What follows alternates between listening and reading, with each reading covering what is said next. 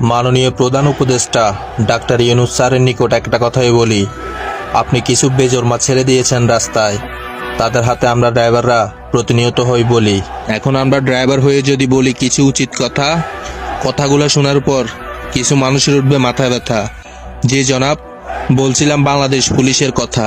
এই দেশে কখনো চাঁদাবাজি ও দুর্নীতি নির্মূল হবে না, কারণ এই দেশের সবচেয়ে বড় চাঁদাবাজ হচ্ছে পুলিশ।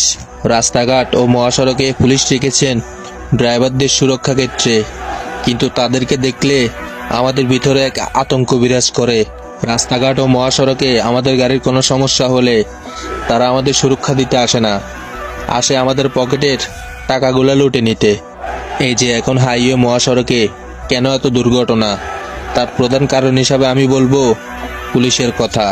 আমাদের গাড়ির কাগজপত্র ও লাইসেন্স কমপ্লিট থাকার পরও তাদেরকে বিট দিতে হবে, না দিলে নানান রকম হয়রানির শিকার হতে হয়।